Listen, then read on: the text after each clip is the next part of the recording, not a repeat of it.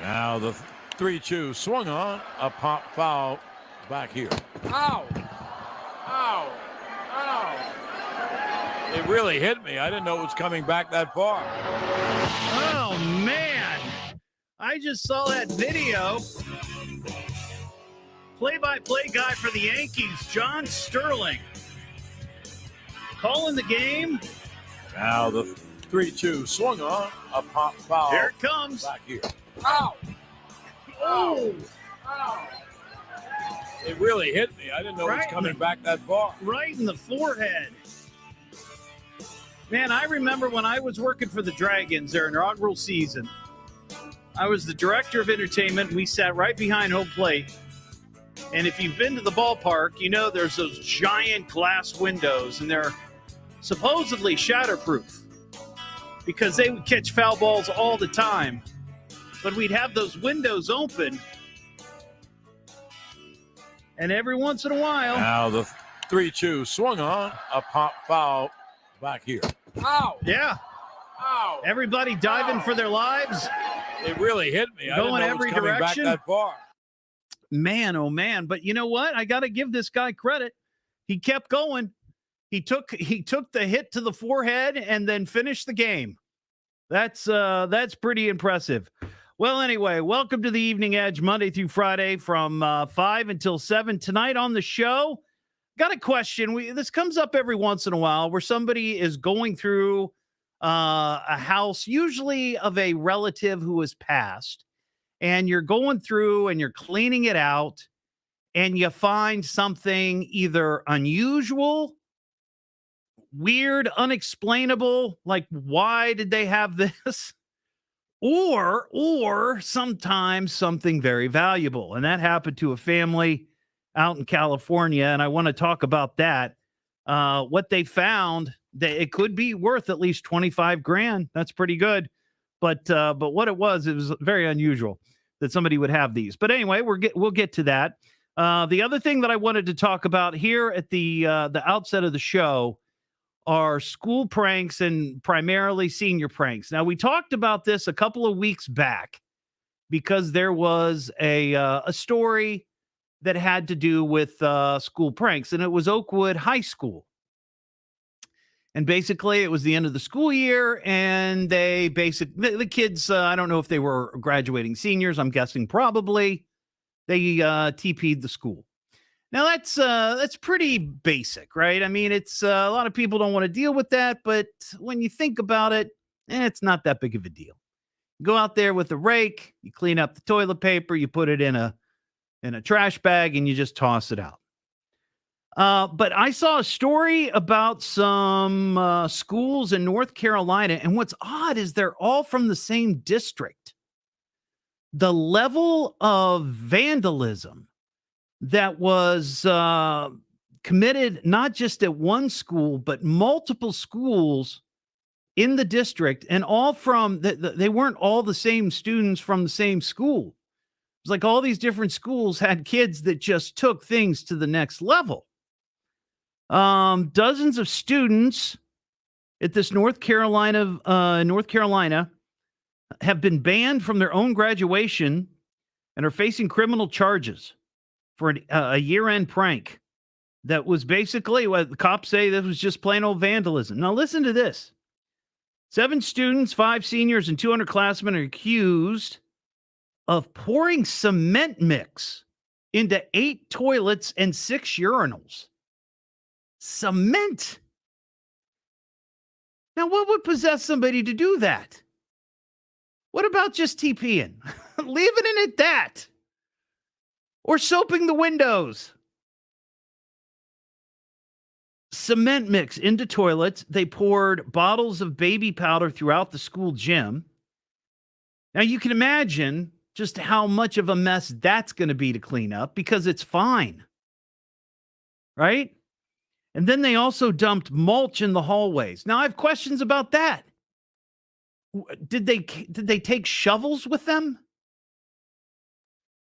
And just, scoop up the mulch that was out in front of the school, or did they bring their own bags of mulch?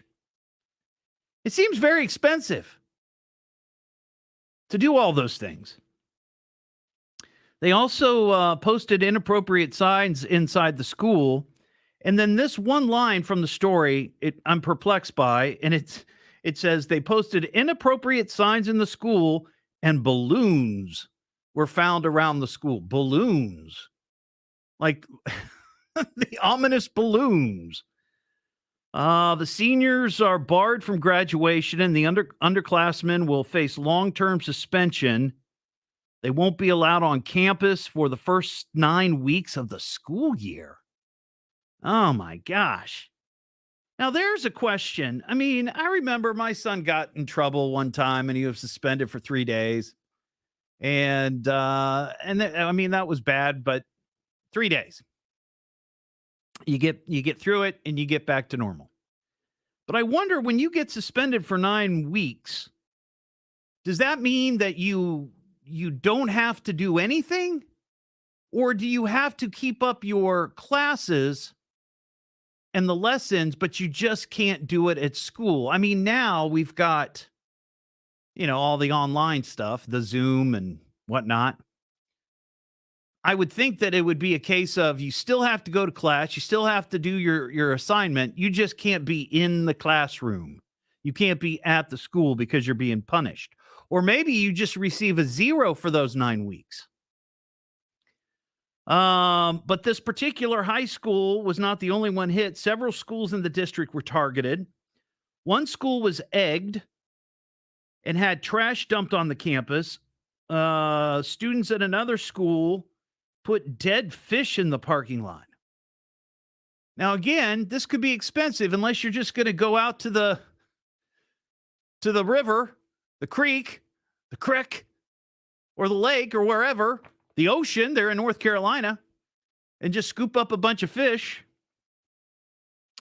And then somebody placed a moped on the roof of the school. In all, more than 80 seniors from the district have been barred from graduation exercises, 60 of those students from one school. Holy cow. I'd be interested to know what the story is with that school district. Because some could argue that there might be a certain, I don't know. I know how this is going to sound, but a sort of socioeconomic group that might feel more freely to vandalize and do crazy stuff like that without getting in trouble. At least they think they're going to get away with it, or maybe not get in trouble. I don't know. I think kids are pretty much the same wherever.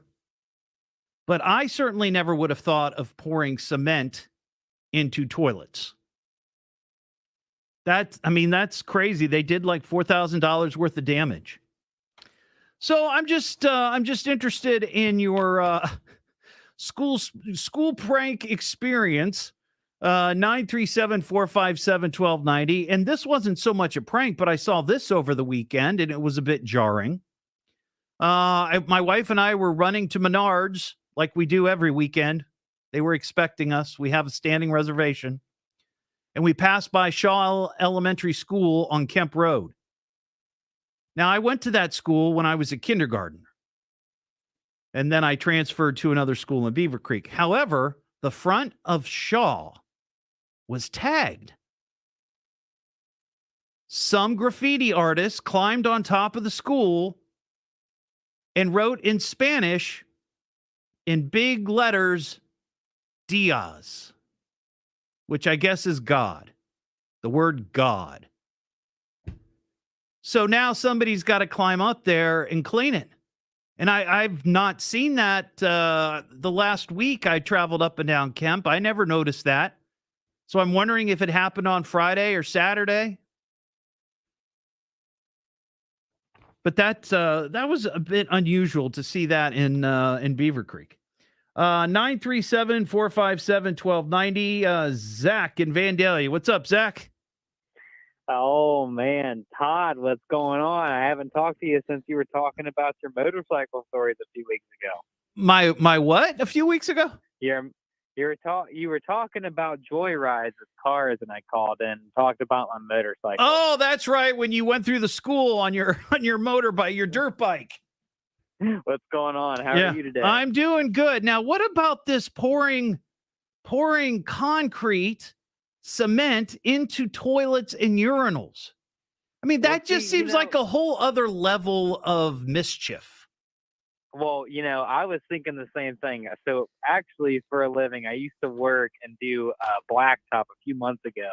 And one of the things that we did was concrete. And that stuff if you have a drop of water and you drop it on, let's say a Tupperware container of concrete mix, it's going to set up. It's going to be solid. Yeah. So I can see why these kids got in so much trouble. I mean, I know it's all fun and games, but that's a lot of money. Yeah, that's a lot of money. And that's my point. Is that it's like when at some point the level of prank took a turn, right? It went from the toilet papering or soaping windows, or like you riding your motorbike or your dirt bike through the class or through the school. That was a little crazy, but this is like just destruction of property. And, it's like kids busted into school. And I remember this a couple of years ago. There was a story where kids did that at a school, I think locally. And they, like they broke windows. They just tore everything apart. They destroyed computers. It goes too far. It really does. Yeah. It goes some of these. And honestly, I seen one a couple days ago is from this past week.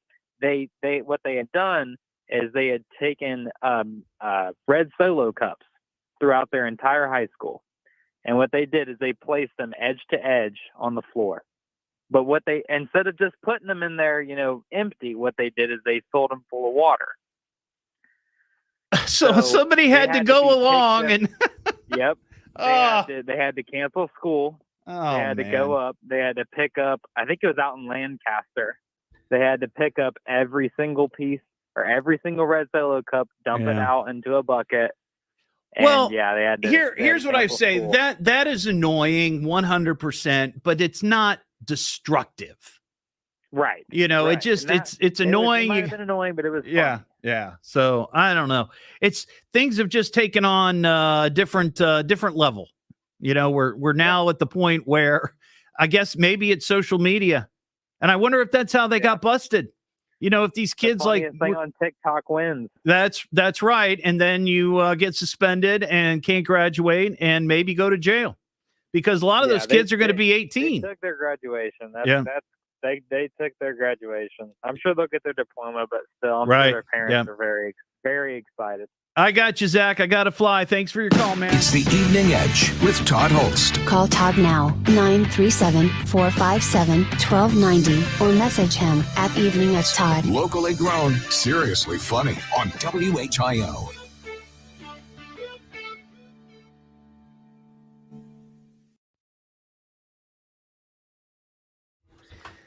Hey, Peggy. Hey, Russell. Hey, Larry. How's everybody doing? Hey, Jeanette. Hey, Jude. Hello, Ashley. Hello, Angela. Hello, Beth. Hope you guys had a good weekend. If you're up north, that you were able to avoid the inclement, dangerous weather.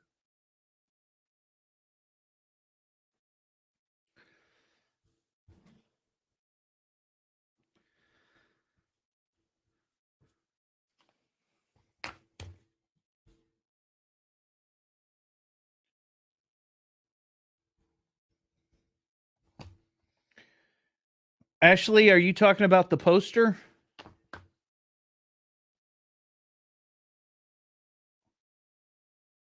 Well, I don't know, maybe, but I sent it to the address. It should still be delivered at the address. But honestly, I didn't send it with expedited postage. So it could take, I think you said you don't get your mail every day. It could take a little bit more time. So give it a couple more days, and if you don't get it, let me know and I'll send you another one. Man, I want to make sure you get your poster. It will certainly add to the decor. Maybe not. Who knows?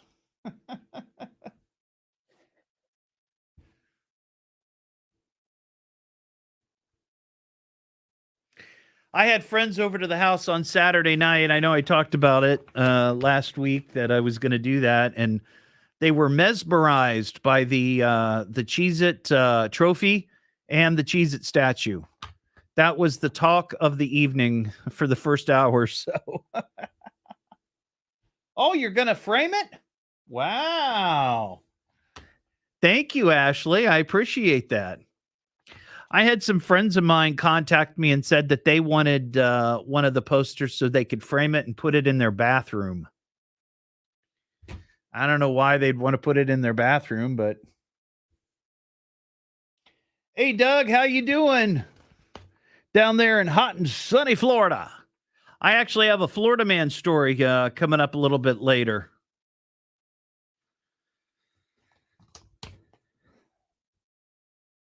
Oh, you're vacationing. Yeah, I agree, Ashley. And the couple that asked for it, I've known for a very long time. I went to high school with the woman, and we used to do a podcast together. The three of us, me, herself, and her husband. And they have a great sense of humor, and they always have a party every year, like a ghost pepper party. And last year they had a guest book in their in their bathroom, which was hysterical.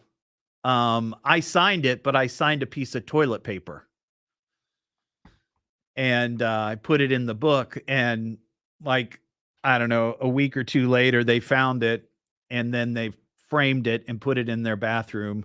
And they said, "Hey, this local celebrity used our bathroom," which was, I just thought, funny. So now they want a poster. I guess it's one thing to have my signature, but it's another to have a picture of me, even though it's a, cartoon sort of comic book graphic illustration in there, and people can sit and stare while they do their business. Lordy. Yeah, exactly. Put it right next to the TP.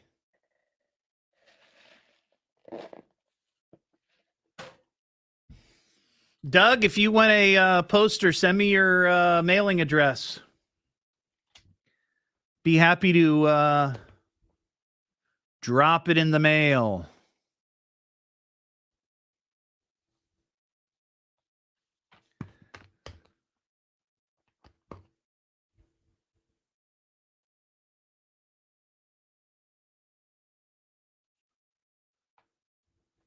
I got if you were listening on Friday, we talked to that woman up in Piqua about the giant werewolf.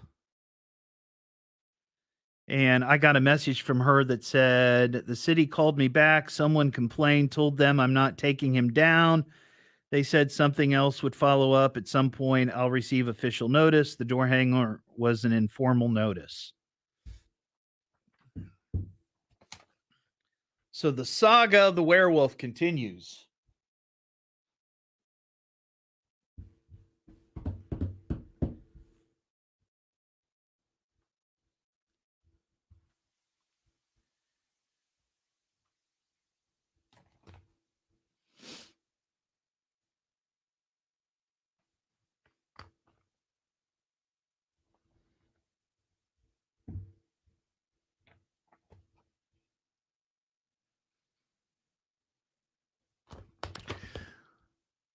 Coming back in 30.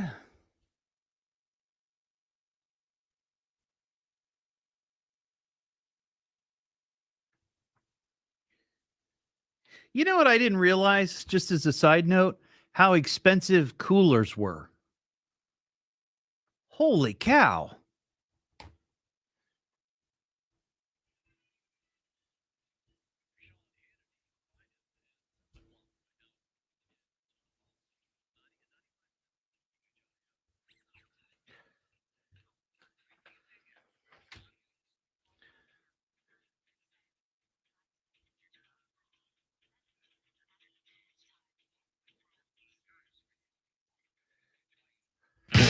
Here on the Evening Edge, Monday through Friday from 5 to 7. Coming up tonight after 7 o'clock, we are going to be recording another episode of the Dark Edge podcast for myself and my two co-hosts, Kim, blah, blah, blah, blah, Kayla and Tim. See, it was a combination. Tim and Kayla. Kim.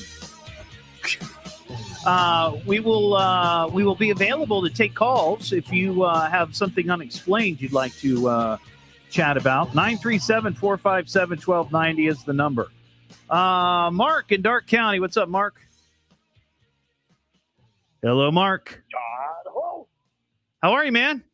Hey, not a complaint. Go ahead. You kind of cut out for a second.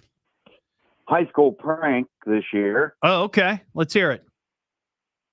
at the school that I actually work at. Mm-hmm. In the atrium, the main entrance, how they got in there between the doors, I don't know. But they put sausages and Vaseline. Sausages and Vaseline. Now, were the sausages cooked sausages or were they raw?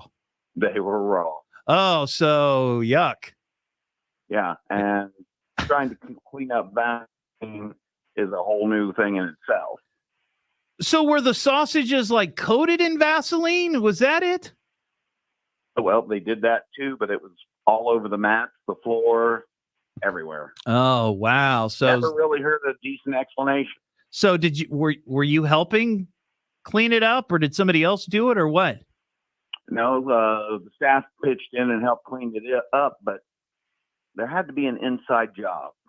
Oh, you think somebody let him in the school? Well, yeah, because all the doors are locked until it opens. But Yeah. it was closed when this happened. Now I wonder if somebody spent the night in there and then snuck out after hours, because that has happened in department stores. Very possible. Very, very possible. All right, Mark, I got to fly. Thanks for your call. 937-457-1290 if you have a crazy school prank to share. The Evening Edge with Todd Hollst. Call Todd now, 937-457-1290, or message him at Evening Edge Todd. Locally grown, seriously funny on WHIO.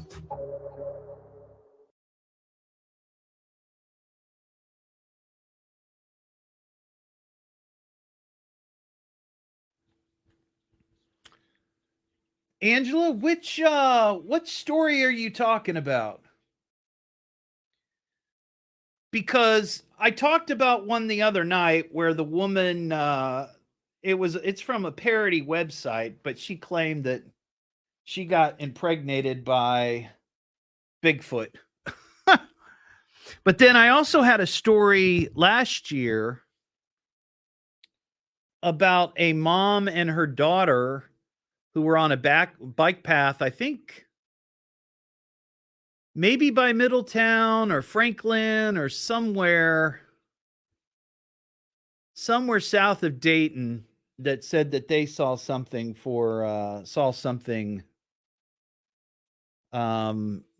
cross the bike path. So I don't know.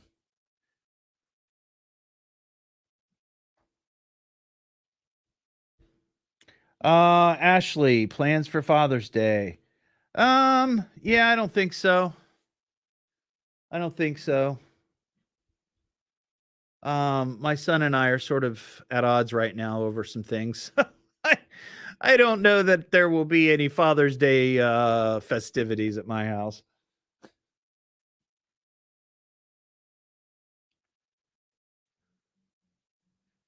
But we'll see. There's always a miracle.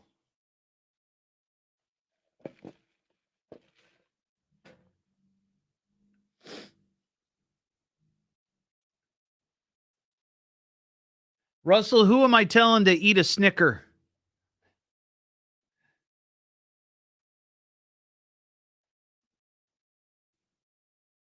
Man, I haven't had a Snicker bar and I can't tell you how long. Whew.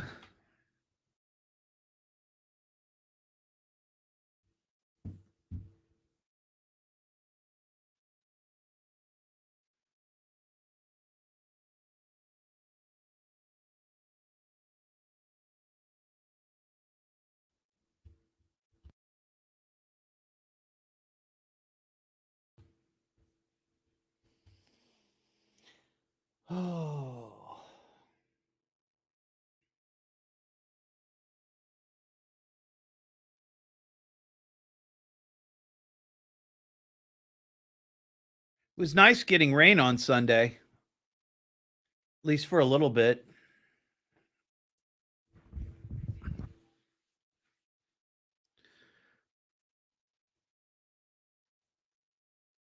Oh, yeah, I got you. Yeah, I'm going to talk about that here in a second, Russell, after we get back into it. Just sort of an update for everybody.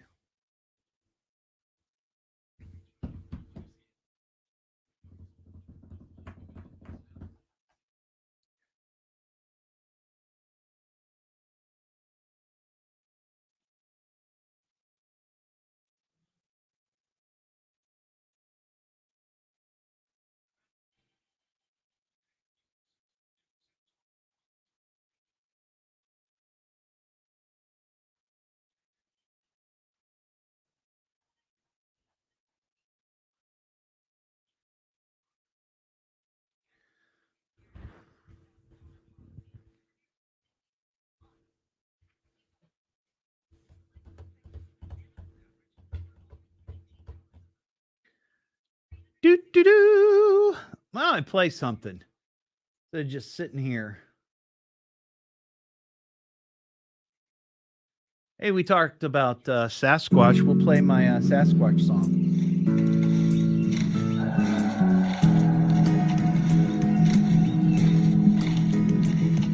Sasquatch, Sasquatch in the woods at night, looking for love in the pale moonlight, and they're creeping.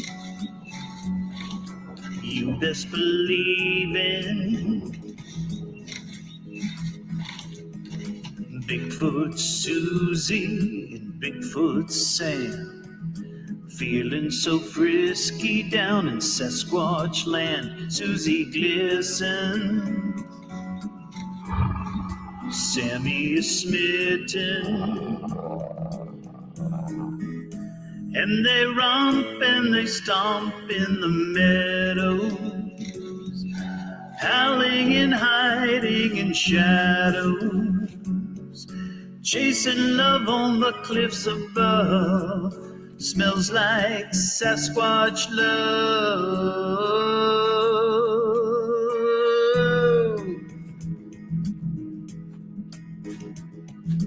Knocking on tree trunks, rustling through leaves.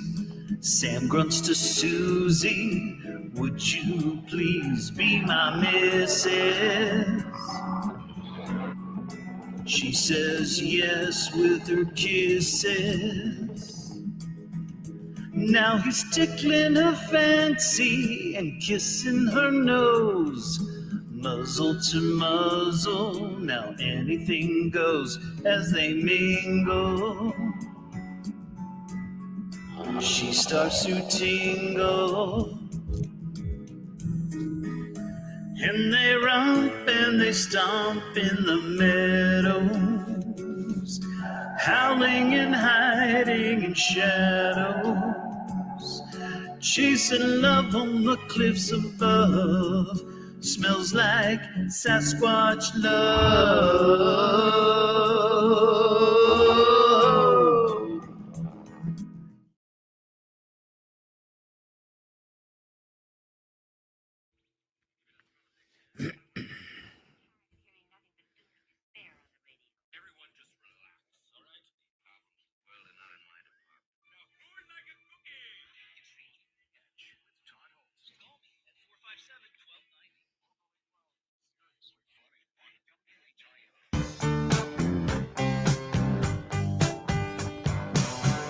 Saw a werewolf with a Chinese menu in his hand, walking through the streets of Soho in the rain. He was looking for the place called Lee Ho Fooks, gonna get a big dish of beef chow mein. Ahoo, werewolf. It's a Piqua. Ahoo. Back here on the Evening Edge, Monday through Friday from 5 to 7. If you missed the show on Friday night, we were talking to a woman in Piqua by the name of Mary, and she is found herself in some controversy because she has a big 9.5-foot werewolf in front of her house, She loves Halloween. She celebrates it year-round. And she came home from work on, I guess, Thursday or wherever she was at and found a sticker on her door from the city saying, hey, you got to take down the werewolf. And we were just kind of talking about the fact that this has been up since October. So why now? Why all these months later?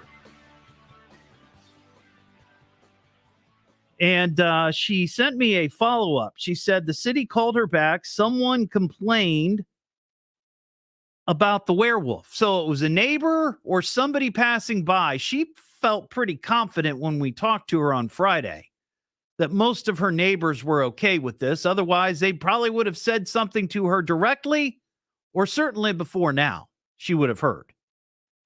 So I'd love to know who it was. And of course, the city's never going to tell you that. And not that they should, but it'd be nice to know if it was a neighbor that lives across the street or down the street and has to pass it every day. Or is it just some nosy nose who lives on the other side of town and just happened to be passing one day and saw this giant werewolf and said, that offends me.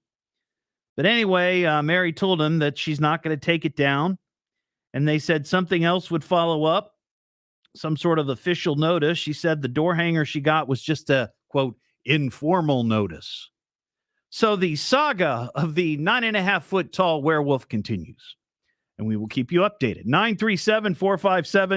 937-457-1290. Also talking about school pranks.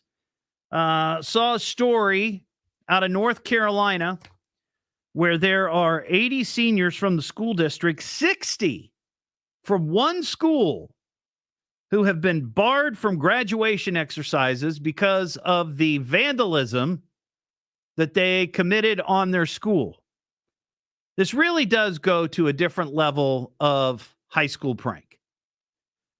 Maybe TPing is one thing and soaping windows might be something else. We had a caller earlier who said that in one school local, they saw that red Solo cups were filled with water from end to end and put through the whole school. Yeah, annoying.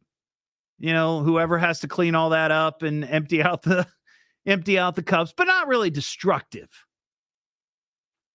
These kids in North Carolina poured cement mix into 8 toilets and 6 urinals, poured bottles of baby powder throughout the school gym, and dumped mulch throughout the hallways. I mean, that is quite the effort to go for a prank. And you would have thought that in this day and age that there would be security cameras throughout the school and that somebody somewhere would be watching. Like, don't schools have security systems and like have ADP or whoever it is or whoever has the, who monitors that? Maybe they don't. I thought at this point we would. But if you got a prank idea, not an idea. No, I'm not looking for ideas. I'm looking for experiences. What did you pull or what do you remember being pulled at your school? Tim in Beaver Creek, what's up?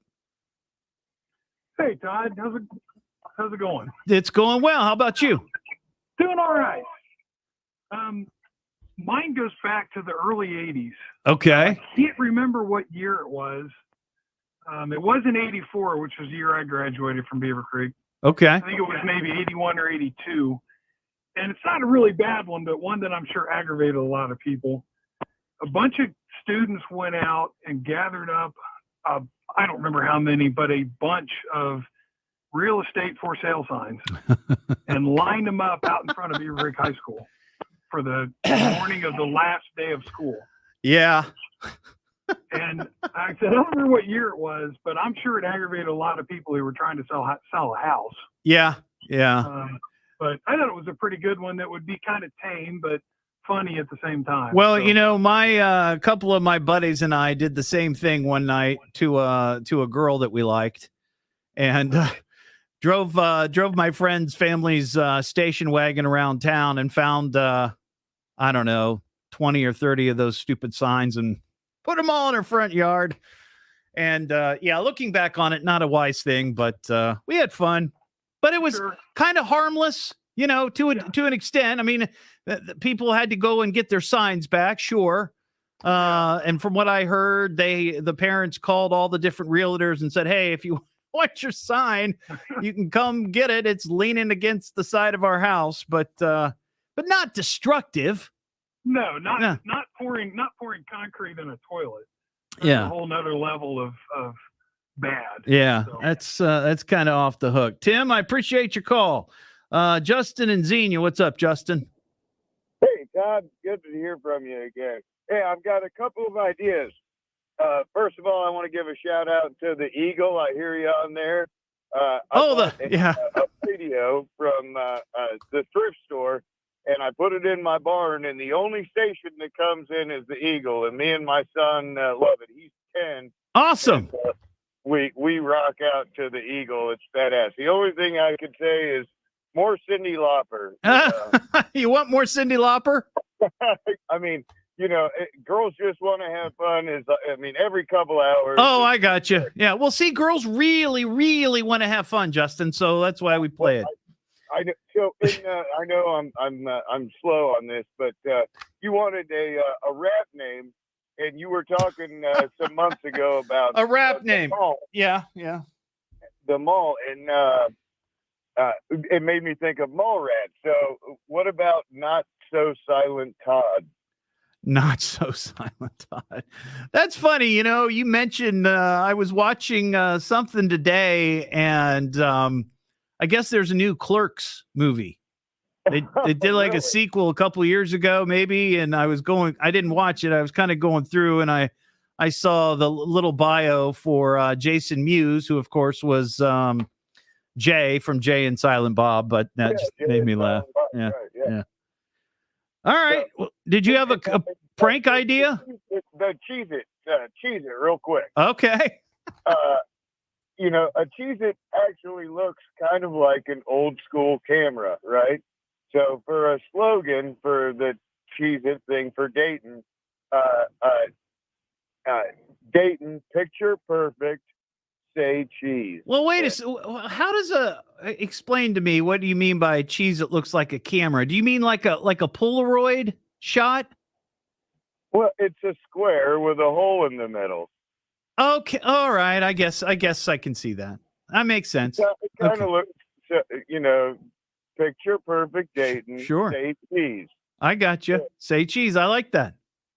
Cheese it. Yeah. Cheese it. Anyway, say cheese. All right, Justin. God, have a good night. Thank you, Justin. I appreciate it. 937-457-1290. We have a Florida man. Oh, Florida man shines with every single crime. Stupefying and delicious. Some might even think fictitious. Florida man is always ambitious. Now, I love this Florida man story because, as I mentioned, we're going to be recording the Dark Edge podcast tonight, just after 7:00. And if you have a story of the unexplained, a ghost experience, an alien experience, a Bigfoot sighting, whatever, time travel, anything unusual or weird, we want to hear from you. So we're going to be recording the show, the podcast, off the air. But don't just call, though. Send me a message if you're really interested and you want to be on. I'm going to have Kayla here and Tim, my co-host. They are both expert ghost hunters. We will talk to you and hear your story. Send me a message via Messenger on Facebook or shoot me an email or something and give me your name and telephone number and a little synopsis of your story, and we'll call you if we like it. All right. And that's kind of what this Florida man story is about. It's ghostly. It's ghostly. A family in Fort Myers, Florida, had a strange guest in their home last week as a man and his two daughters sat down for dinner. There was a knock at the door. When Dad went to answer the door, he was surprised to find a man already standing in his living room wearing nothing but a bathing suit. Now, I didn't see the picture, so I don't know what kind of bathing suit he was wearing. If he was wearing just a regular pair of swim trunks, not a big deal probably, though he was in the house uninvited. If he was wearing a Speedo, Entirely something else. The intruder identified himself as Kevin, but he reportedly told the dad that he was actually a ghost and that he shouldn't be able to see him. Kevin, the intruder, a ghost. The ghost said he thought he was walking around and nobody could see him. Dad, feeling a bit perturbed, managed to convince the ghostly spirit to leave his home. But the strangeness didn't end there. As the man left the house, he encountered a work crew outside and proceeded to lock himself inside their work truck. And again, he insisted he was a ghost. Kevin was shocked when the workers could see him, and they finally convinced him to exit the truck. The ghost fled the scene and promptly vanished. Of course, that's what ghosts do. And Dad called the cops, but opted not to press charges. So there you go. Florida man thinks he's a ghost. It's the Evening Edge with Todd Hollst. Call Todd now, 937-457-1290, or message him at Evening Edge Todd. Locally grown, seriously funny on WHIO.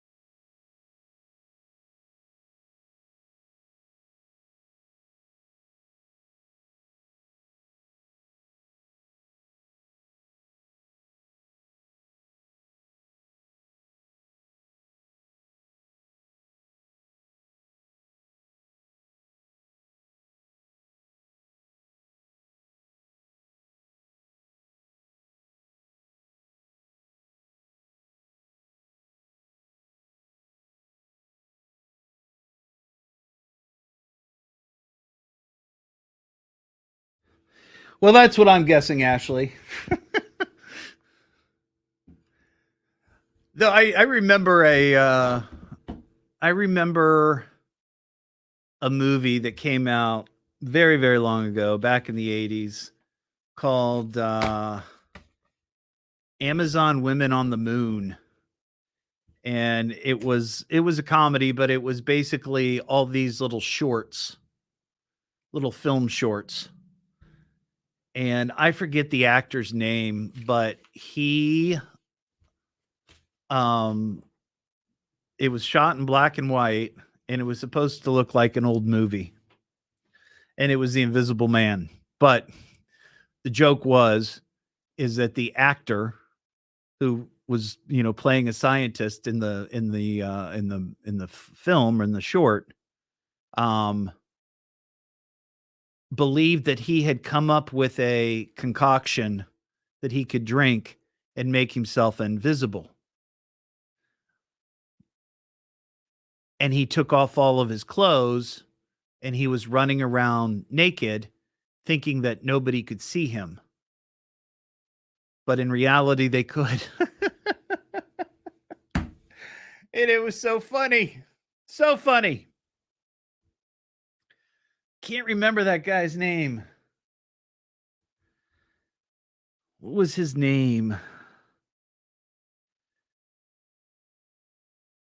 It was Ed Begley Jr. That's it.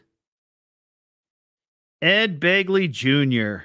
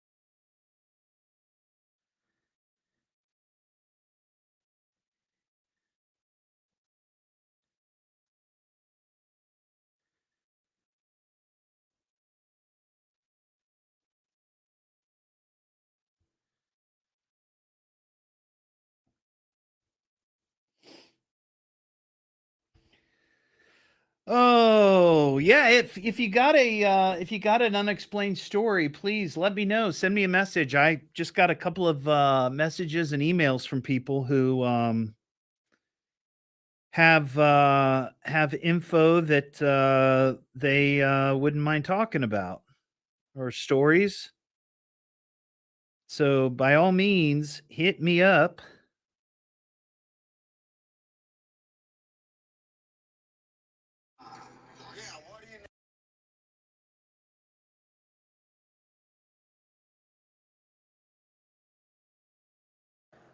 That's 803-347. Wait a minute. It's 937-803.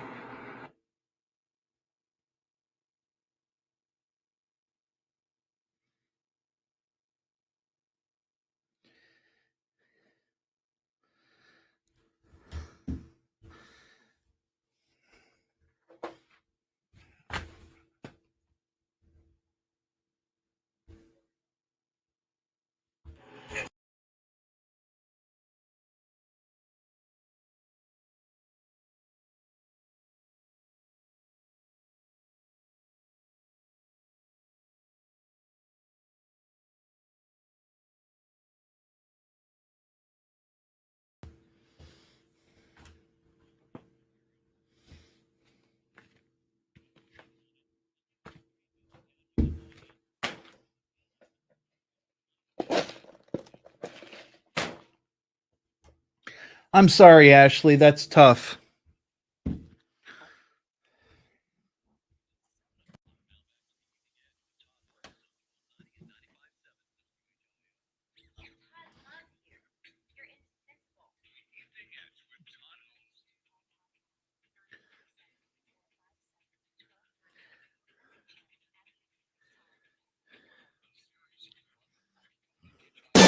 Back here on the Evening Edge, Monday through Friday from 5 to 7.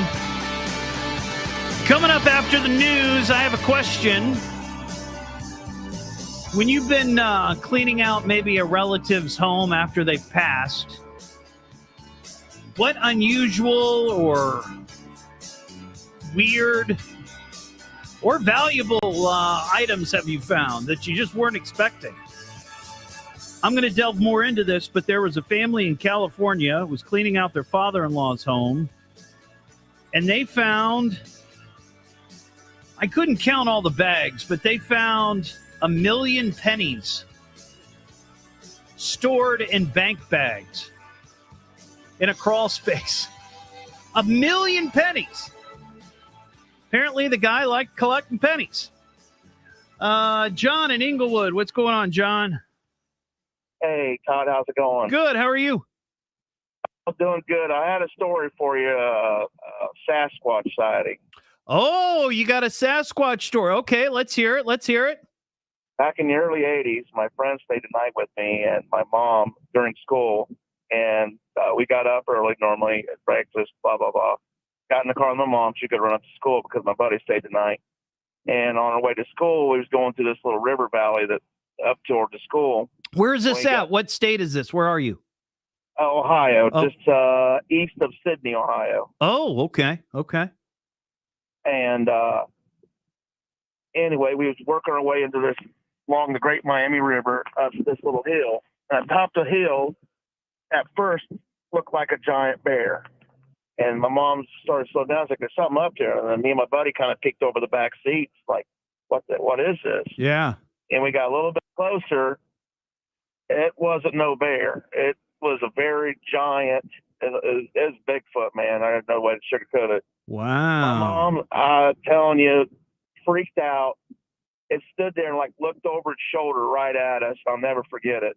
And my buddy to this day tells the story. And anyway, my mom freaked out, took us home. We ended up not going to school because she wasn't going back that way. Right. About an hour later, my dad got back. He used to run a trap line.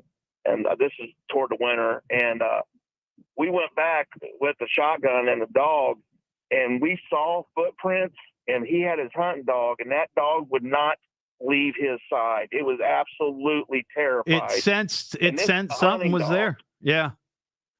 and he would not leave my dad's side. He's like, get in that woods. Get in that. That's how you thought he was looking at death directly. Yeah. Yep. Wow. And now see, to this day, my mom has a Polaroid of it, but it got lost the time of the footprints. But we followed probably 2 or 3 steps into the woods, and my dad was too spooked. yeah. Like I said, the dog, this dog wasn't afraid of nothing. Whatever was in that woods that day, it wasn't going in there. Wow. That's a great story, John. Thank you for sharing that. Yeah, no problem, Todd. Love your show, man. Oh, thank you for all you do. Oh, I appreciate you. Thanks. It's the Evening Edge with Todd Hollst. Call Todd now, 937-457-1290, or message him at Evening Edge Todd. Locally grown, seriously funny on WHIO.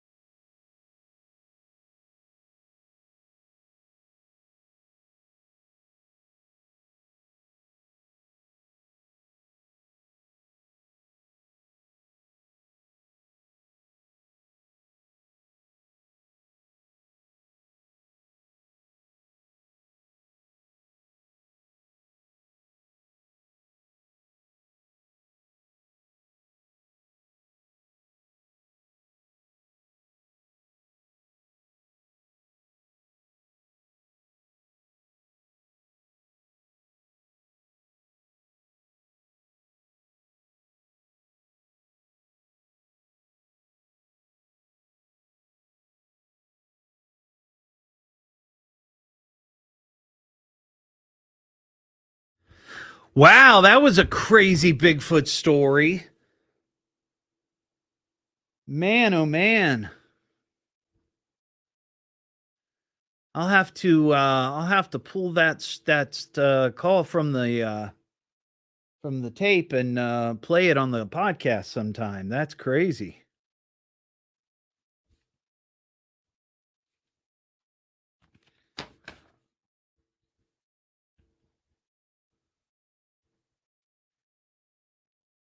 And you know the thing about that story, I could just hear it in his voice.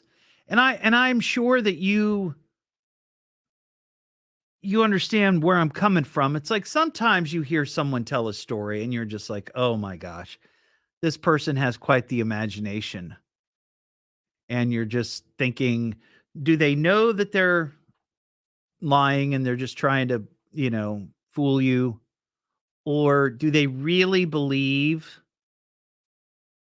what they're saying, but you can still kind of hear it in their voice. It's just like, this is too crazy. This is too nuts of a story. But that was a great story. I didn't feel that way at all listening to him. I mean, that doesn't convince me, that there's a Sasquatch. And I've said this before. I'm one of those people that it's sort of like the old X-Files poster, I want to believe. I think that would be so incredible and so astonishing. But until I see substantial proof or someone else provides substantial proof, I'm just very, very suspect of anything like that.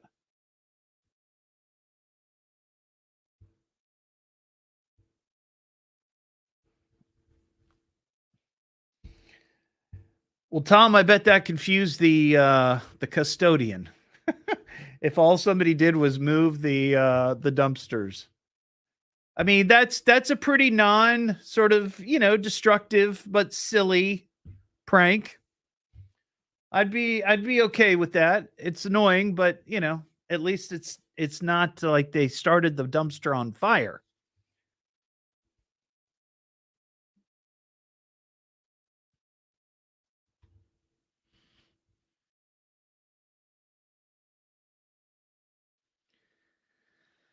Oh, brother.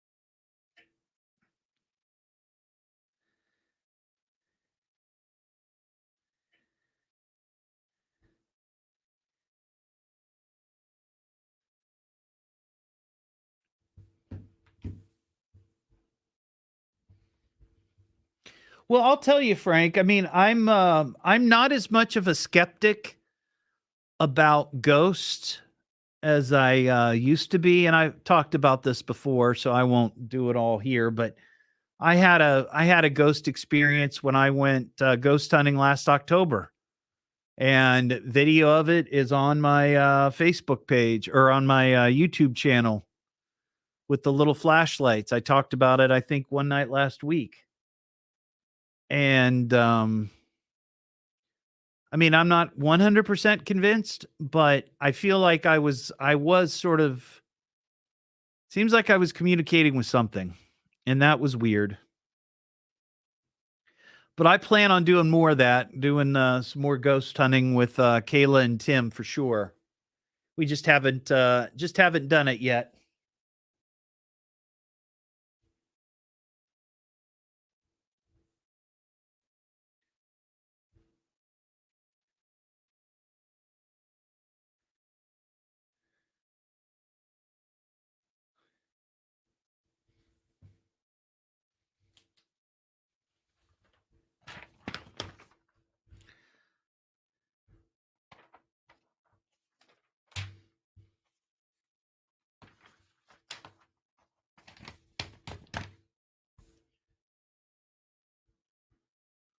Anybody see that story of the MMA fighter Conor McGregor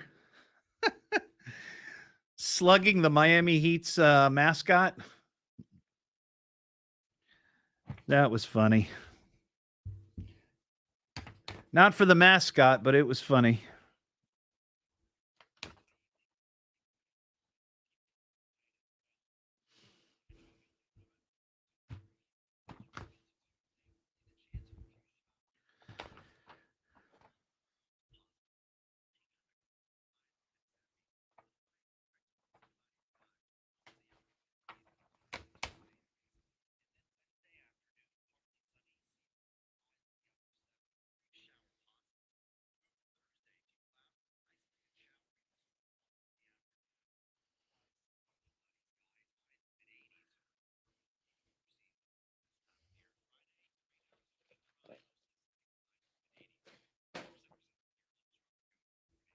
Larry, I agree. Yeah.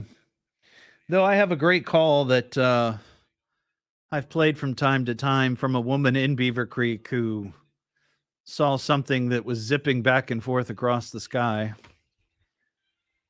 which sounds a bit like some of those UFAs or whatever they're called, UAPs that have been in the news in the last year or so. Who knows?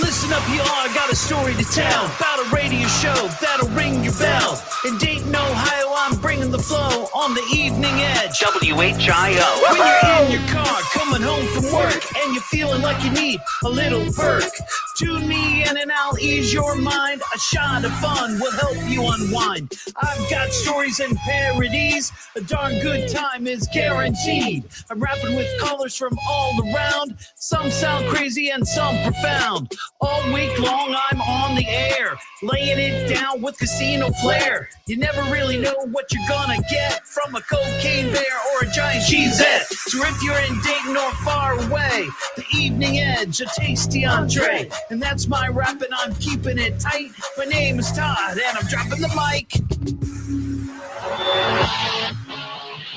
It is the Evening Edge, Monday through Friday from 5 to 7. Question for you. When you've been cleaning out a relative's home who has maybe passed away, have you ever come across something unusual or weird or just doesn't quite have an explanation? Like, why does Aunt Deborah have this? Or why does Uncle George have that? This story is from California. Family was cleaning out their father-in-law's house, Los Angeles, and this wasn't necessarily strange, not like some unusual item, but they found several bags, and I saw a picture of it, and there had to be at least a dozen bags full of copper pennies. A million of them, they said. A million pennies. And he had these tucked away in a basement crawl space. And just by chance, somebody went down there into the crawl space just to see what was there, to empty it out. And they found these pennies. The coins have a face value of $10,000. However, they determined the pennies are made of copper and not zinc, which the United States switched to in the early 1980s. So I wonder if these are like 100% copper. I wonder if they could take them to one of those scrappers. What sort of money would they get for 1 million copper pennies where they could recycle that copper? Now, of course, this is legal tender. You're not supposed to destroy money.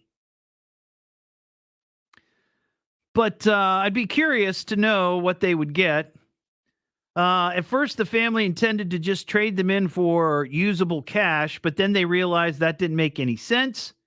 They were going to take them to one of those Coinstar machines. You've seen them like in the grocery where you take your loose change, then it spits out a receipt, and then I guess you take it to a counter or something, they give you money for it. And I never really noticed this, and it's been a while since I've used one. But I guess they keep 8% of whatever you put in there as their fee. So, I mean, 1 million pennies, 8%, 10. I mean, that's a fair amount that you may not want to give up.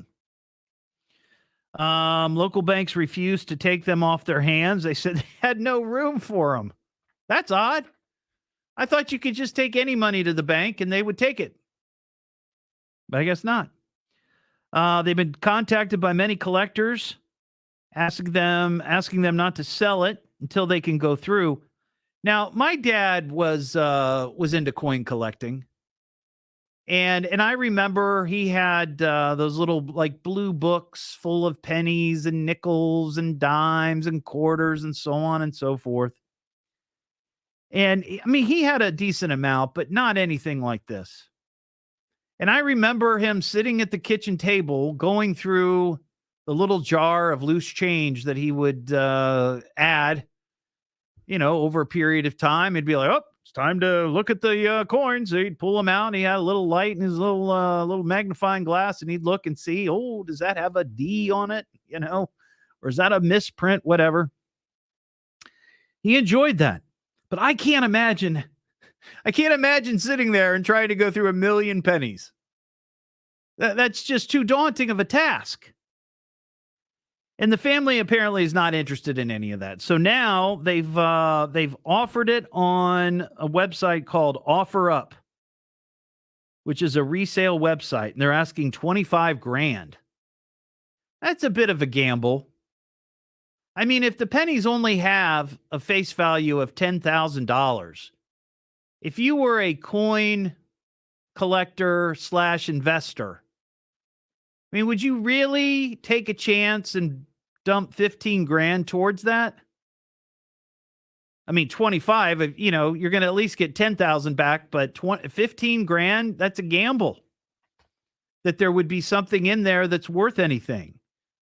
Now, I just did a quick Google search earlier after I saw this story, and there's apparently I don't know, 20, 25 different pennies that are out there in circulation somewhere on the planet that are apparently worth a ton of money.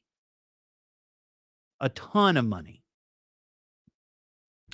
So I guess it's possible, depending on, what years these pennies range, that in a million pennies, there could be one or two that are worth some bucks.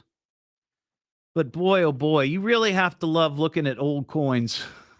If you're going to spend the time going through a million pennies. Nuts. So there's the question. Like, when you've been going through your relatives' homes after they've passed, or maybe you've moved them into a retirement home or nursing home or something like that. What sort of strange or unusual things have you found? 937-457-1290. We're also talking about, last hour we brought this up, crazy school pranks, because we're at the end of the school year. I think most schools at this point are out. But there was a story out of North Carolina. 80 seniors from a school district in North Carolina, 60 from the same school, have been barred from graduation because of their destructive end-of-year pranks.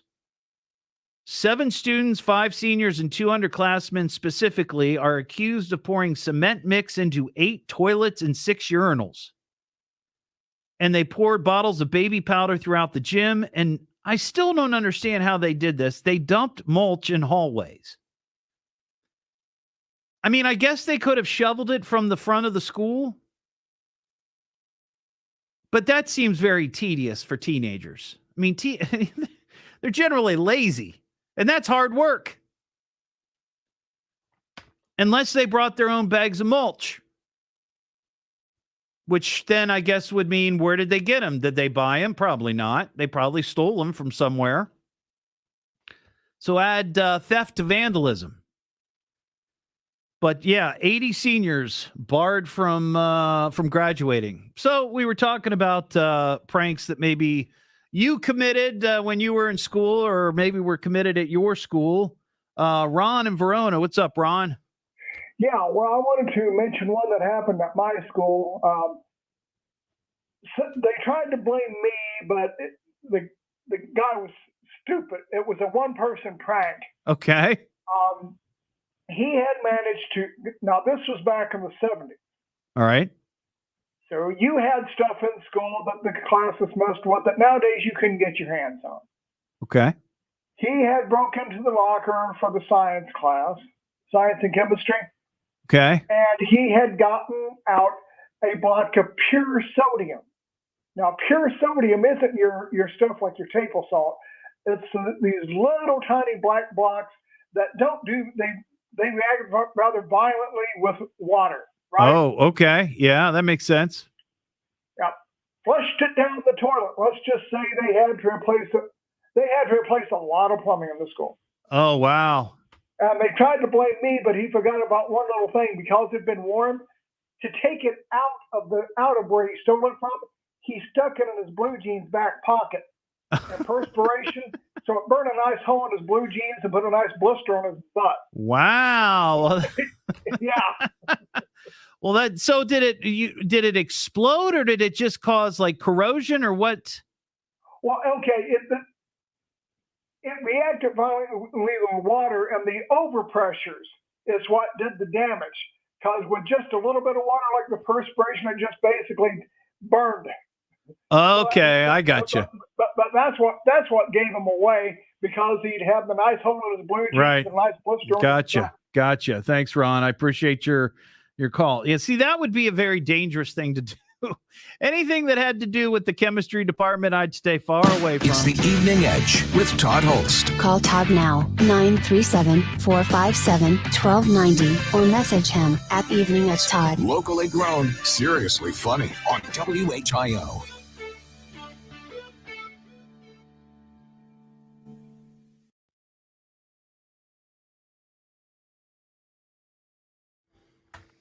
Hey, Lisa, how you doing? Hope you guys are doing well. Did you see my my invite? Sent you an invite for something we're doing 4th of July. Check your email or check your Facebook invites. Would love to see you guys there.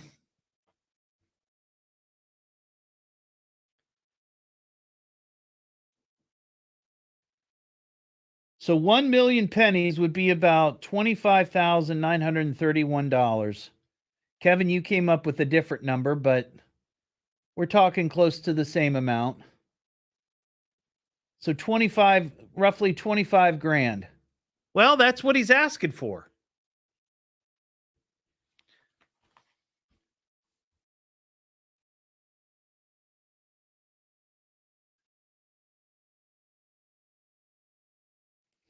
Hey, David, how you doing?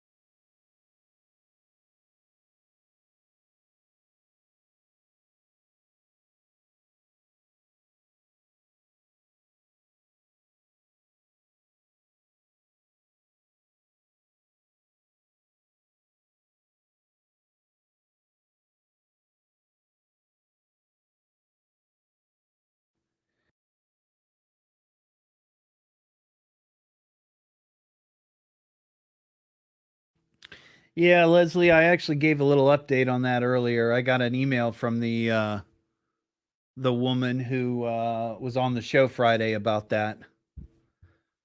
And they said that somebody complained about it. But that's here's the thing. Is it really against city ordinance? Because if it is, why didn't they do anything about it until now? I mean, clearly, Pick was big, but Pick was not so big that in the last 8-9 months that somebody had to have seen it. Or are they only doing something about it because someone complained? And just because someone complained doesn't mean that they should take it down.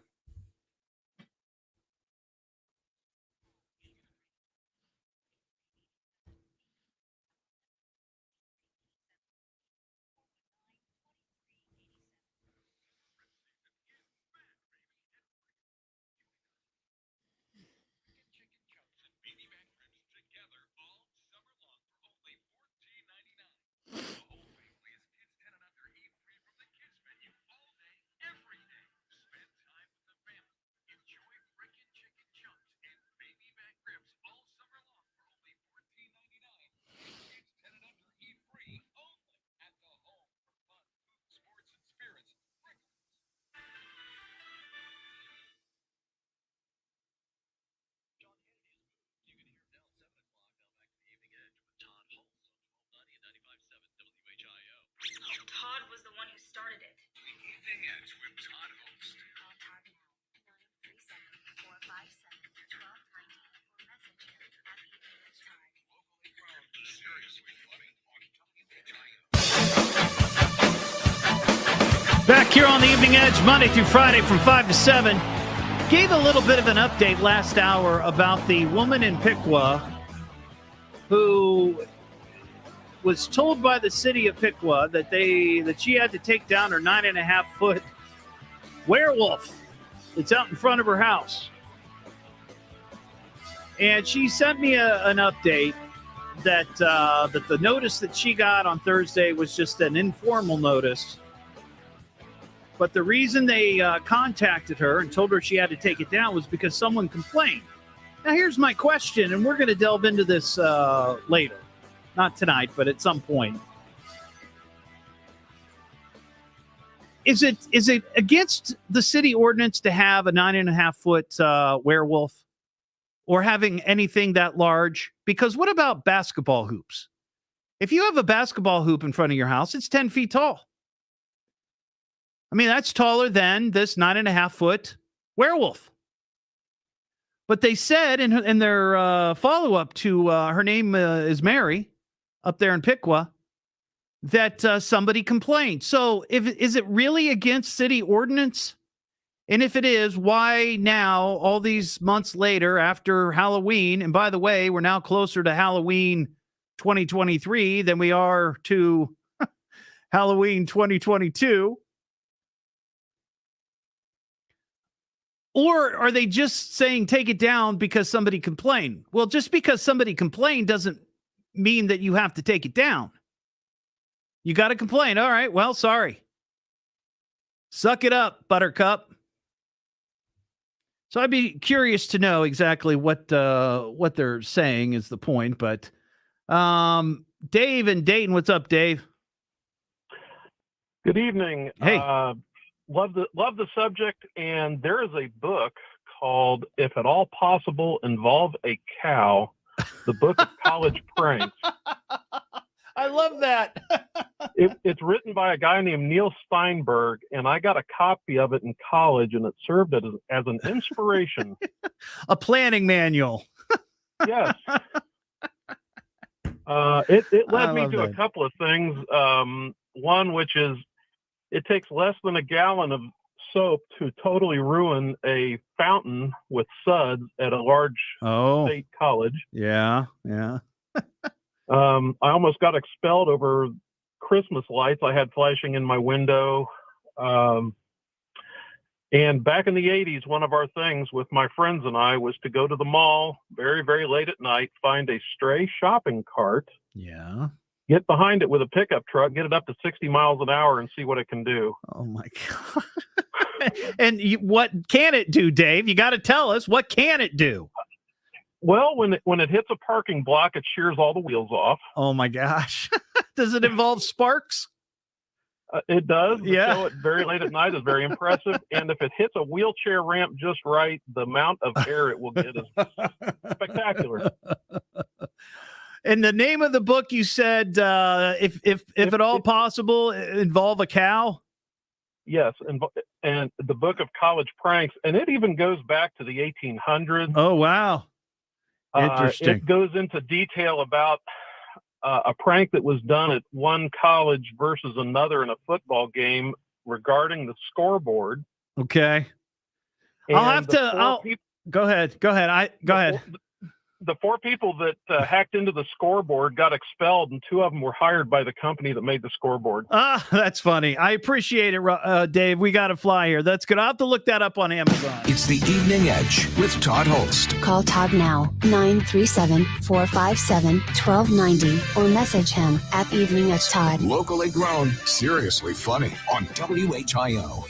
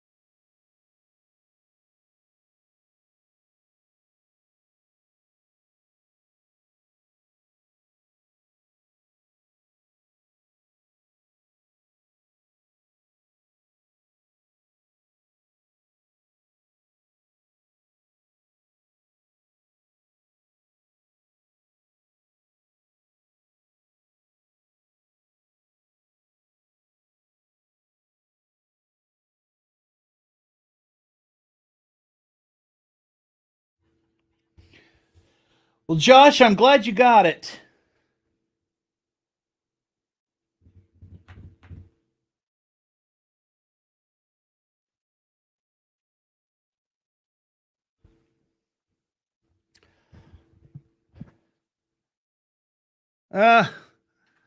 Water balloons are fun.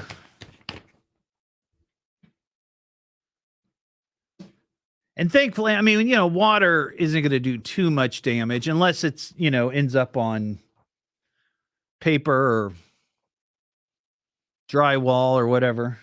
I mean, water can certainly do damage, but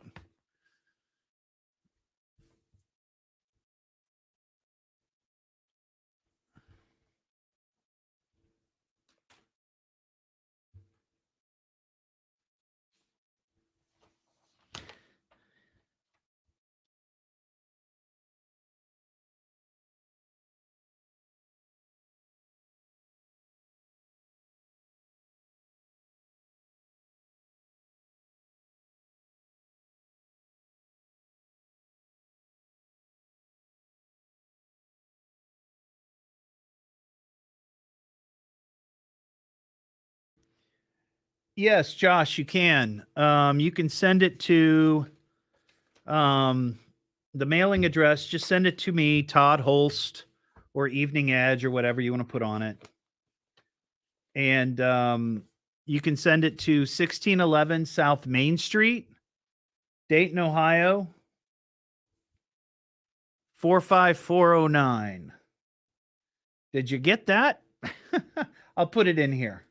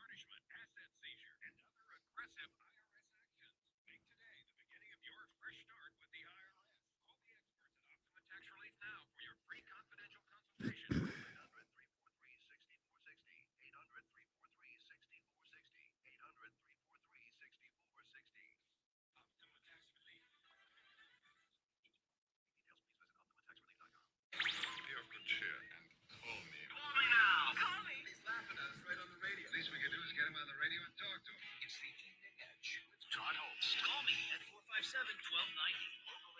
Seriously funny on WHIO. Go buy him now. Yes.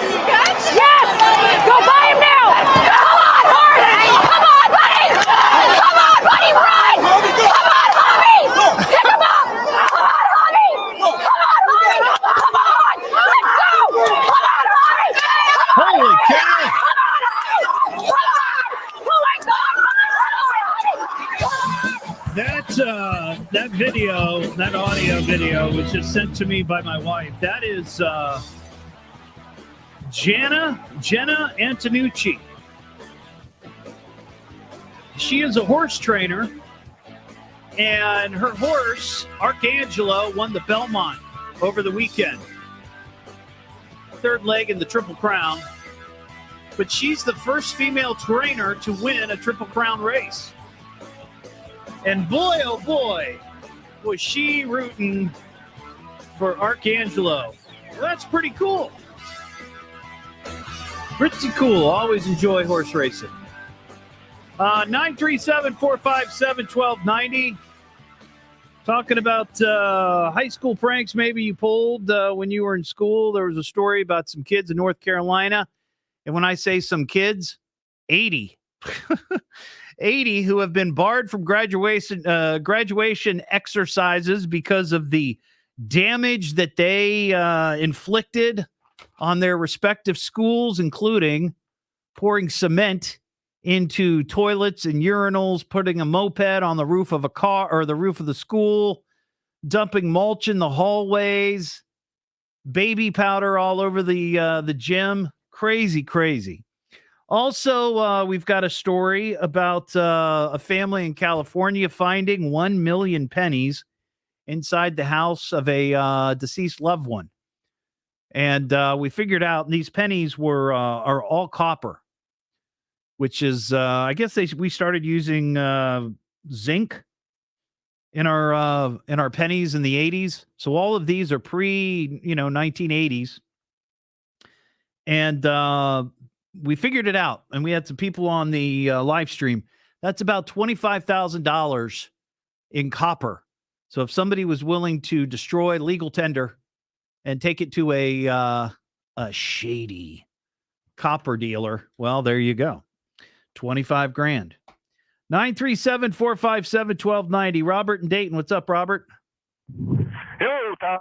Hey, what's going on? Hey, I got a high school prank that got us banned from having our high school graduations at UD Arena. Oh, wow. Yeah, I graduated for sevens in 1980, and two crazy guys had military smoke bombs. Oh, no. They let off at the same time and burnt 2 holes through the basketball court at UD Arena. Oh, wow. And that's, them basketball courts, they ain't cheap. Yeah, no, they're not. And here's the thing. It's like, I don't know what high schools, when they go in, because I graduated, when I graduated from Beaver Creek in 1988, we had our graduation at UD Arena. I don't know what schools pay for rental, but I'm assuming that you probably also have to buy some sort of insurance. Right? I would guess. I don't know. So that we had to pay for it. Sevens had to pay for it, and or maybe the insurance. But then we were barred from graduating there for, I think it was 10 years, but I think they let us graduate then sooner than that. But that was the initial. Can you imagine a school being banned for, like, you've been blacklisted? We don't want your kind here anymore. That's crazy. Remember, I did say Stebbins High School. Well, that's an excellent point, Robert. That's an excellent point. Thank you for your call. 937-457-1290. Boy, that's got to be a black mark next to the name of the school. You've been banned. You don't only have to pay for the basketball court, but for 10 years, we don't want you. We have an idiot of the week. You are a stupid idiot! Comes from upbringing. Parents are probably idiots too. Idiot! Imbecile pig! Wake up, idiot! Silly dilly dokey, yo. I'm an idiot. Yeah, that's true. Well, this story, I'm sure you've probably seen the video. It happened Friday night before one of the NBA final games. This was down in Miami. Denver Nuggets taking on the Miami Heat. And this involved MMA fighter Conor McGregor. Now, I'm not a fan of the MMA. And what I mean by that is I don't watch it. I mean, I don't care if people want to beat the living daylights out of each other. That's fine. That's their choice. I don't really care what they do, but just not a fan. But anyway, I guess Conor McGregor either owns a company that sells a pain relief spray, or he's the paid spokesman or whatever it is. But he was there to promote this pain relief spray. And I guess it was before the game, either before the game or halftime, or at some point, somebody had this great idea that the mascot for the Heat, Bernie, would don some boxing gloves and get into the middle of the court and box this Conor McGregor. Well, it took one punch, and down went Bernie. Now, that could have been a skit, and it was a skit. But Conor McGregor either doesn't know how to pull a punch or just didn't care. Because if you watch this video, his left hook, oh my gosh, this guy in a mascot suit down to the ground. And that's bad enough. You could tell from the punch that this was like a real punch. He really clocked him. But then, while he was down on the ground, motionless, standing above the mascot, he punched him again right in the face. And you could see the face of the mascot cave in. And I'm sure he connected again. Now, part of the skit was after he knocks Bernie down, they run around him and they spray him with this pain relief stuff. Well, it's a skit. But the guy inside the mascot uniform had to be taken to the ER because he sustained some injuries. Now, I guess he wasn't, beaten to a pulp, but clearly you're not expecting that when you're a mascot. Now, when I was the director of entertainment for the Dayton Dragons, their inaugural season, we used to have this stunt or this skit that we would do with Heater, their dragon mascot. Heater would be on, he would run towards first base, and we'd get some little kid from the crowd to run towards third base, and they'd race around the bases, and, the kid was always supposed to win. And I remember telling Heater, I'm like, look, just let the kid win. Trip over first base, trip over second base, whatever. But you're in control of that. As the mascot, you are in control of that, and you can, just fake your trip and fall, whatever. Well, I remember one night, I don't know if he didn't get the message. He nearly beat the kid. And I was like, no. We can't, you can't even come close. I want this kid to just smoke you. Well, the next night, and I didn't set this up, Heater rounds first and he's heading for second. And just as he's about to get to second base, the second baseman on the Dragons tackles him right there on the field. Just pummels him. And he went down, and he went down hard. Now, he wasn't injured permanently, But after that, he came back after the game and said, "No more. I am not. I'm not going to get tackled by the second baseman anymore."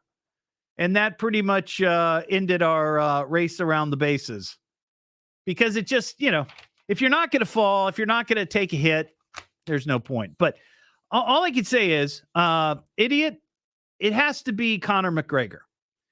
Because if you are going to punch anybody and it's for a stunt, you don't actually punch them.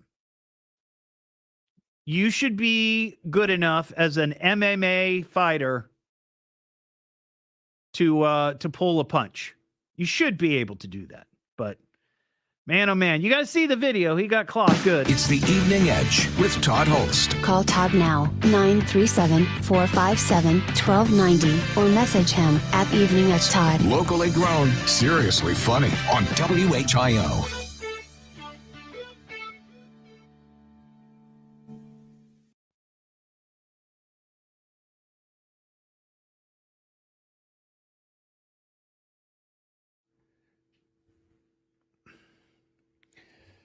Oh yeah, completely, Lyle. You're right. It was a stunt. I mean, at least as far as the idea of him punching, but the story that I saw, and I saw this on several, reputable sources, is that the guy inside the suit had to go to the ER, and that he got clocked. Now, I don't know to what extent. I'm not saying he had a tooth knocked out, but he got pummeled. But yeah, I mean, that's just whoever came up with that skit, maybe not the best thing, but oh well, we move on.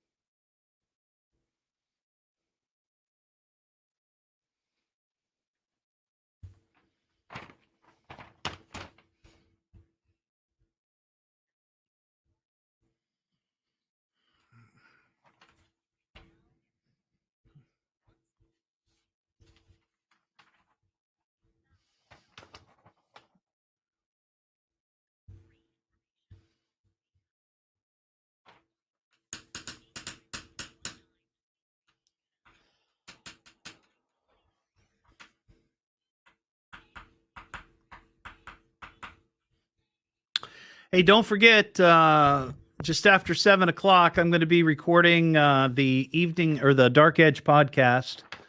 And if you've got an unexplained story or a ghost encounter or whatever that you want to share, we'll call you and record a phone call with you. Me and my, two co-hosts, Kayla and Tim. It'll be sometime after 7. So if you're interested, give me a message. Send me a message on Facebook with your name and phone number, and maybe a little synopsis of your story, and we'll give you a call. Got a couple people who said that they would talk, so we'll probably be giving them a call. You want to hear yams? All right, I'll play you some yams. I don't know if we have time, though, actually. All right, I'll play you a little bit of yams. How about that?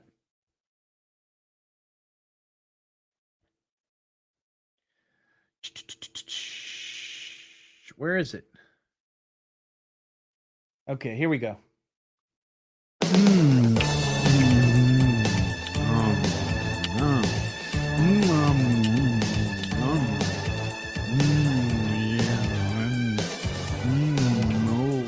I love your yams, they're the greatest of all. Your potatoes ain't bad, but what I really want is your yams. Your yams are so sweet, I can't help salivate. So pass me the bowl, I want to fill up my plate with your yams.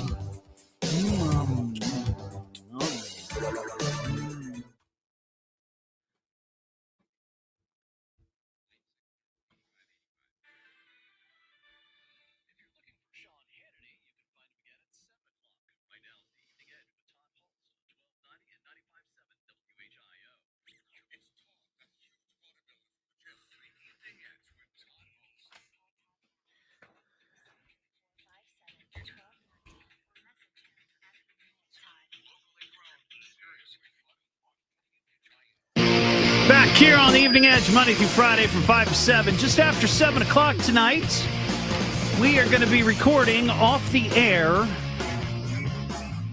an episode of the Dark Edge podcast. That's the podcast we started doing a month or so ago about the unexplained, ghosts, aliens, Bigfoot, Loch Ness, shadow people, conspiracies, all that crazy fun stuff. So if you have a story that you'd like to share, send me a message on Messenger and give me your name and phone number, maybe a short synopsis of what your story is. We'll give you a call sometime after 7, and you can share your story with us. Also, this Thursday night, this is kind of fun. We did this last year one night, and people loved it. That remember the morning show that I used to do back in the late 90s on the alternative rock station, The X. My morning show partner was Sean Vincent, and he's going to be on the show this Thursday night from 5 to 7. And we'll talk a little bit about the old show. I mean, I've heard from a lot of people who listen to my show that also listen to that show. So we'll I guess, wax nostalgic a bit. But we'll also be talking about things from today. So that's going to be happening on Thursday night. I did get a message, by the way. You can send me a message at Evening Edge Todd. This is from Jerry. And he wrote, Todd, I'm sure you saw the Unabomber died over the weekend. We should blow up his remains. Wow. But, that's really not a bad idea. I mean, when you think about it, it would be fitting. It would be fitting. What was that, Random? What did you say? I said it's what he would have wanted. Yeah, I'm thinking maybe so. But anyway, there you go. Thank you for that message, Jerry. You can find the podcast of this show at eveningedgetodd.com or wherever you find your favorite podcasts. And I got a message from somebody today asking if we're on Spotify. No, we're not. I got kicked off a couple of years ago for playing music that they said I didn't have the rights to. However, we are working to get back on Spotify. So hopefully, maybe one day soon, you'll be able to find us on Spotify.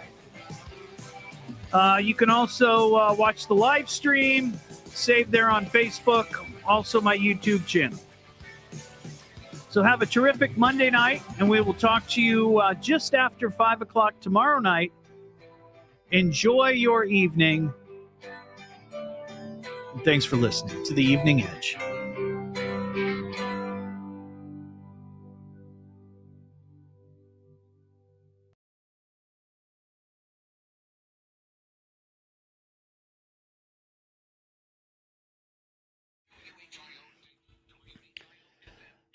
Thanks for watching, everybody. Thanks for watching. Have a terrific Monday night. Talk to you tomorrow. Be safe.